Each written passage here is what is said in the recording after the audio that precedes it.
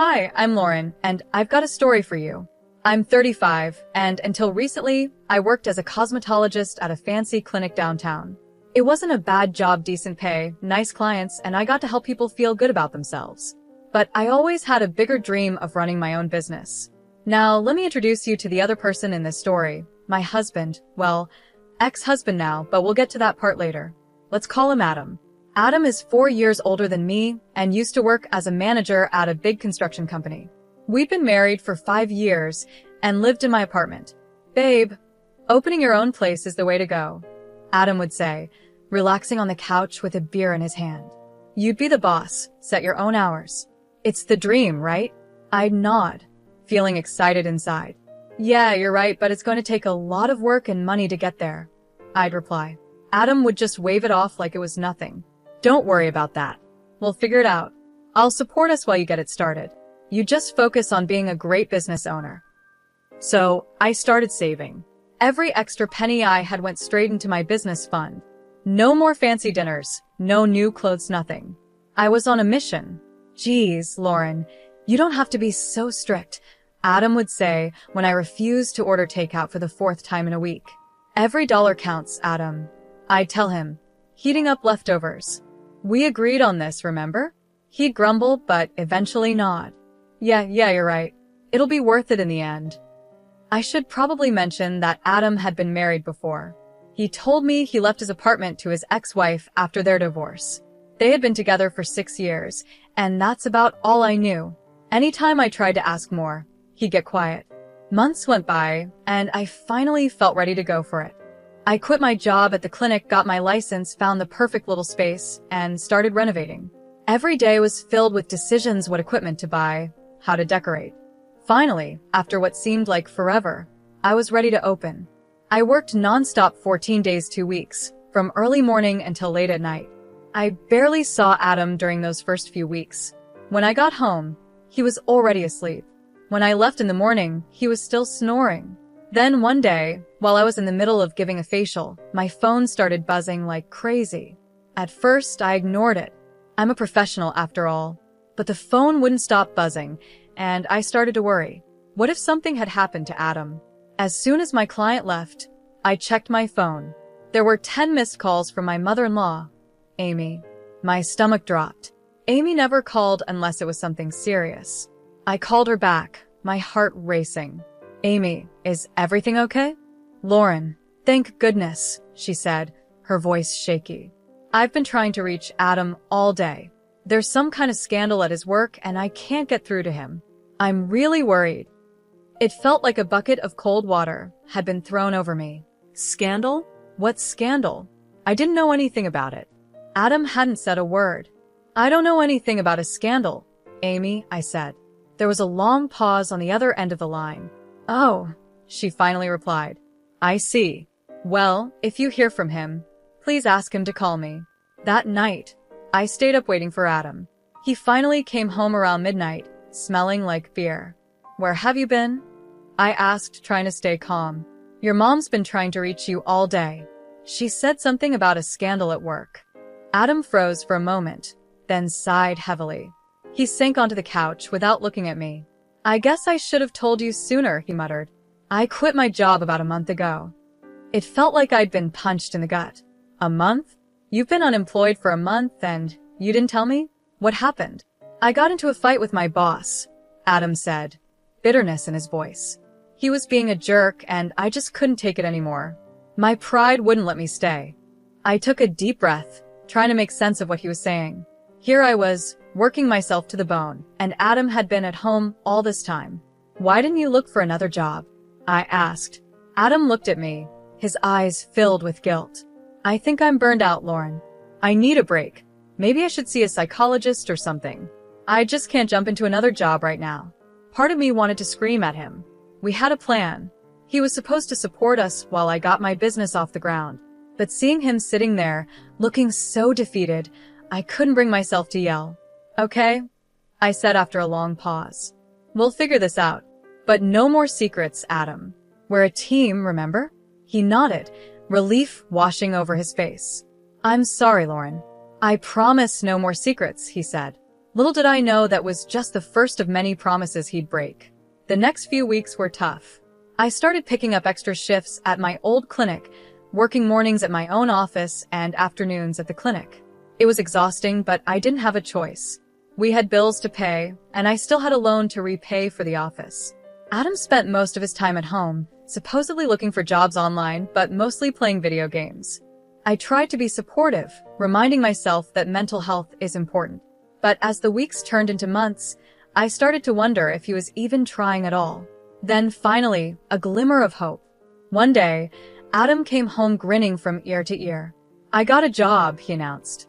I was so relieved I could have cried. That night, we celebrated with a bottle of wine, toasting to new beginnings. For a moment, it felt like everything was going to be okay. But Adam's new job only lasted a month. One day, I came home from a long shift to find him sprawled on the couch, beer in hand, staring blankly at the TV. "You're home early," I said, feeling a sinking sensation in my stomach. He shrugged, still watching the screen. "I quit." It felt like a punch to the gut. "What? Why?" Adam muttered. "The boss was a jerk, wanted me to be a robot, all about discipline and following orders. Screw that." I took a deep breath, trying to stay calm. "Adam, we talked about this. We can't afford for you to keep quitting jobs."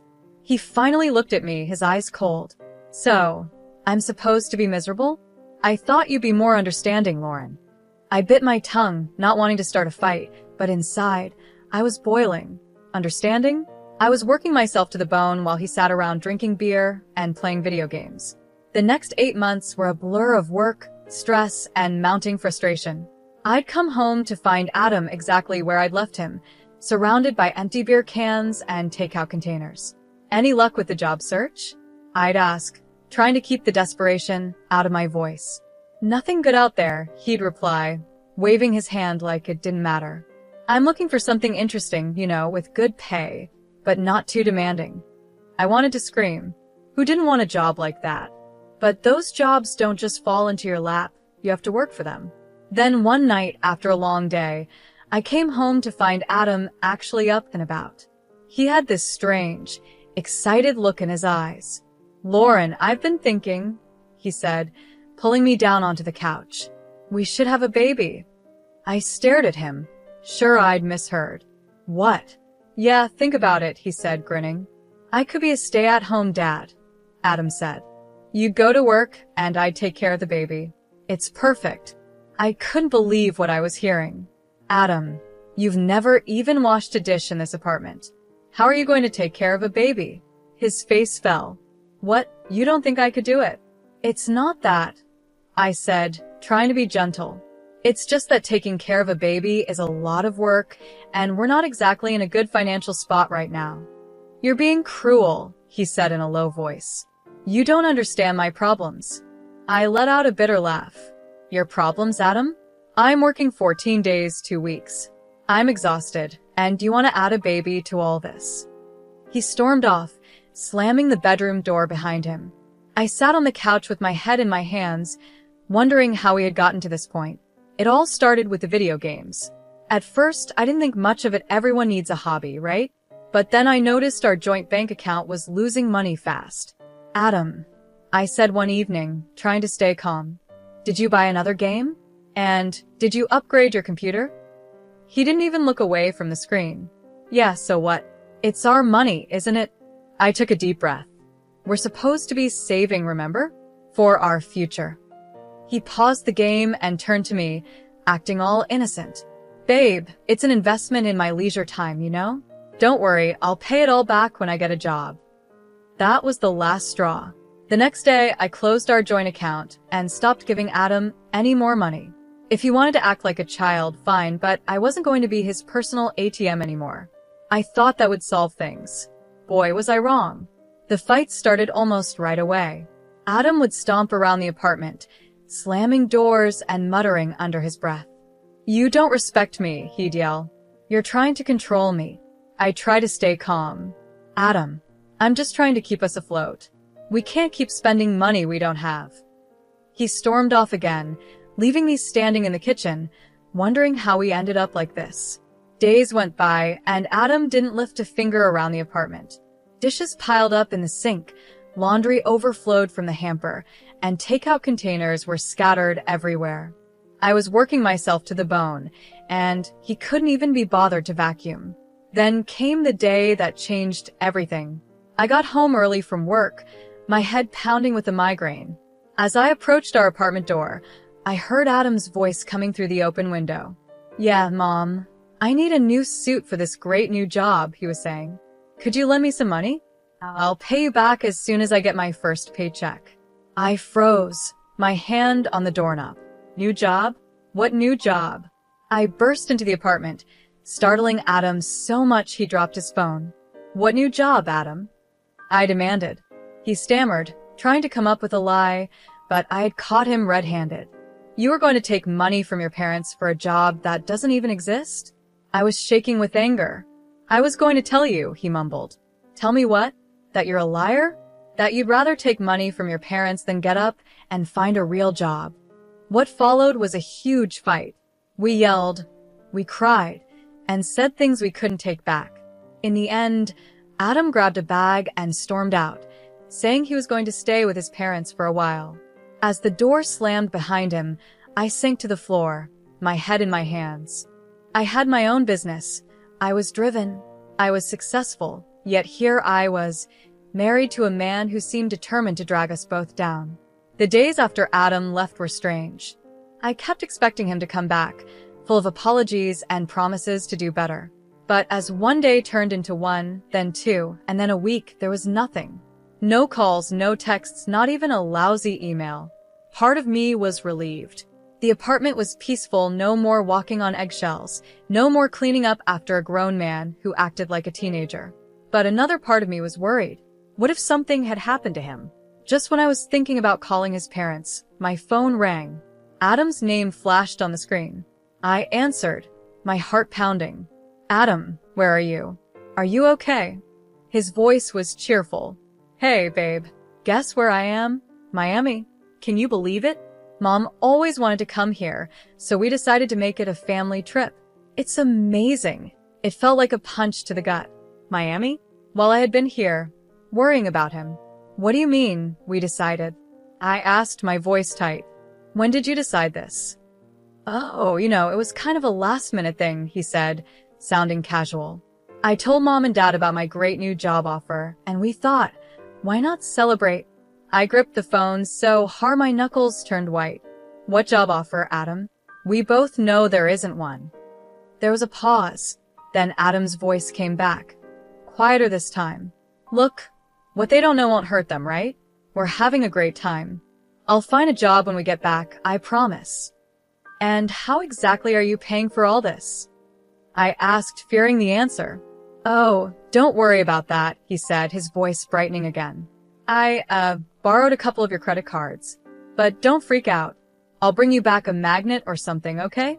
Have a great weekend." And then he hung up, just like that. I stood there, staring at my phone, feeling like my entire world was falling apart. The man I had married had stolen my credit cards to fund a vacation based on a lie. Something inside me snapped. I was done. No more second chances, no more excuses. With shaking hands, I opened my banking app and blocked every one of my cards. Then I called a locksmith. "I need my locks changed," I said, my voice steady. "Today. As soon as possible." The locksmith came and went, and I was left alone in an apartment that suddenly felt too big, too empty. But I wasn't finished yet. I grabbed my phone and made one more call to a divorce lawyer. Later that day, as I sat in the lawyer's office, I felt a strange mix of emotions: sadness, anger, fear, but also relief. Signing those divorce papers was the first step in taking back control of my life. That evening, I was settling in for a quiet night at home, the first in what felt like forever, when my phone started buzzing. Adam's name flashed on the screen. I took a deep breath and answered. "Lauren, thank God you picked up." Adam's voice was frantic. "Something's wrong with the cards, they're not working. We can't pay for anything." I could hear the panic in his voice, but I felt surprisingly calm. "That's because I blocked them, Adam." There was stunned silence on the other end then. "You what? Why would you do that?" "Because they're my cards, Adam. I didn't give you permission to use them." But we're stranded here. Mom and Dad are freaking out. You have to unblock them. I could hear the desperation, but I stayed firm. No, I don't have to do anything. You got yourself into this mess. You can get yourself out. That's when he lost it. Are you kidding me? You're putting me in an impossible situation here. You're my wife. You're supposed to help me. Unblock the cards right now, or I swear to God, I'll divorce you. I burst out laughing, a deep, uncontrollable laugh that seemed to come from a part of me that had been locked away for too long. Oh, Adam, I said once I could speak again, you're a little late with that threat. Then I hung up. The next day, I rented a storage unit and packed up all of Adam's things, every shirt, every game console, every little thing that reminded me of him. It all went into boxes and then into storage. I knew Adam would come home soon, probably expecting to walk right back into our apartment like nothing had happened. Well, he was in for a surprise. Sure enough, a few days later, my phone rang. Adam's voice was a mix of confusion and anger. Lauren, what the hell? I can't get into the apartment. Did you change the locks? Yes, I did, I said calmly. Your things are in a storage unit. I'll text you the address and unit number. My things? What are you talking about? Let me in, Lauren. This isn't funny. I took a deep breath. This was it. I'm not joking, Adam. I've filed for divorce. The papers should arrive at your parents' house any day now. There was a long silence. Then, divorce? Lauren, come on. You can't be serious. We can work this out. Let's start over, okay? I'll do better, I promise. It's over, Adam, I said firmly. I've made my decision.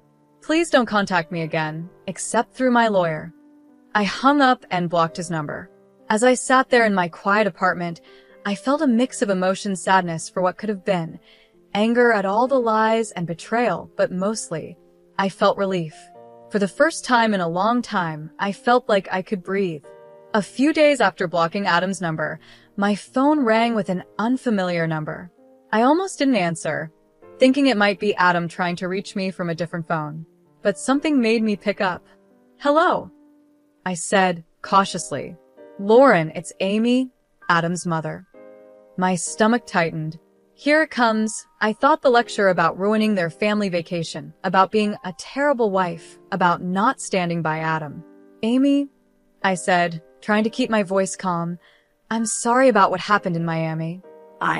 She cut me off. No, Lauren, I'm the one who should apologize. I'm so disappointed in Adam. I thought he had changed. What do you mean? I asked, curious. There was a long sigh on the other end of the line. Lauren, there's something you should know. Adam's first marriage, it didn't end because they grew apart, like he told you. His ex-wife left him because of his irresponsibility, his lying, his inability to keep a job, and his stealing. I felt like I had been hit with a wave of cold water. It felt like I'd been punched in the gut. He never told me. I know, Amy said softly. We hoped that living with you, seeing how hardworking and responsible you are, would inspire him to change, to grow up. Her voice trailed off, and I could hear the pain in it. I felt a wave of sympathy for her. She had been fooled just like I had. Amy, I'm so sorry, I said. I had no idea. No, Lauren, I'm sorry, she said, her voice firm.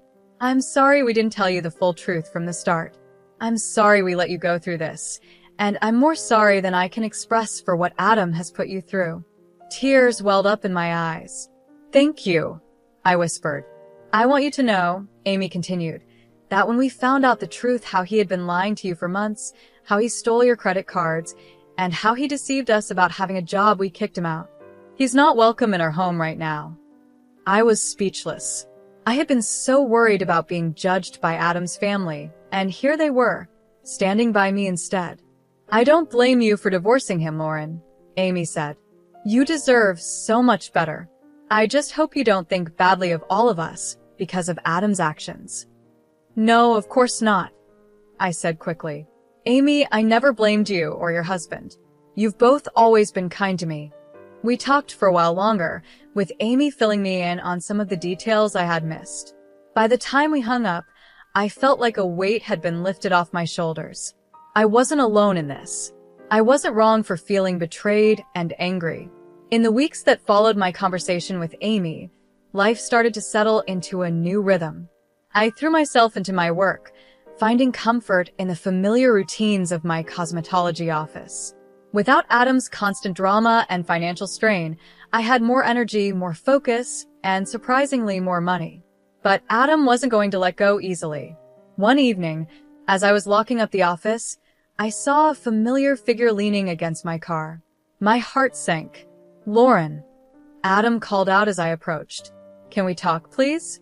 I've changed, I swear. I'm looking for a job, a real one this time. I'll pay you back every cent. Just give me another chance." For a split second, I felt a twinge of something nostalgia, maybe pity. But then I remembered all the lies, all the broken promises, and all the stress and pain he had put me through. "No," I said firmly. "I'm done giving you chances, Adam. Please leave." I walked past him and got into my car, my hands shaking as I started the engine. As I drove away, I saw him in my rearview mirror, standing there, looking lost. But I didn't turn back. That was the last time. I saw Adam in person that last time, and he tried calling a few more times from different numbers, but I blocked them all. Eventually, the divorce was finalized without any more drama. And you know what? Life got a lot better. Without the constant stress of Adam being unemployed and spending money, my finances improved a lot. I was able to put all my energy into my cosmetology office, and it paid off. My client list grew, word spread, and soon I was busier than ever. I decided to quit my part-time job at the clinic and focus completely on my own business. It was scary at first, but it turned out to be the best decision I could have made. With the extra time and energy, I focused on marketing and expanding my services. I even hired 2 more cosmetologists to help with the workload. Suddenly, I wasn't just a cosmetologist anymore, I was a boss. The loan I had taken out to start the business was paid off ahead of schedule. The constant worry about money was gone, and for the first time in years, I felt financially secure. But it wasn't just about the money. I started treating myself to little things too: weekend trips, nice dinners, those shoes I'd wanted for months. These were things I had always denied myself before, thinking we needed to save every penny for some future that never came. Now, as I sit in my expanded office, looking at plans for a new treatment room, I can't help but be amazed at how much has changed. I'm not just surviving anymore, I'm thriving. And I did it all on my own. Don't get me wrong, it wasn't always easy. There were nights when I missed having someone to come home to, someone to share my successes with. But those moments became fewer as I built a life I truly loved. Looking back, I realized that ending my marriage to Adam wasn't the end of my story. It was the beginning. It was the moment I chose myself, my dreams, and my future. And you know what? I'd make that choice again in a heartbeat.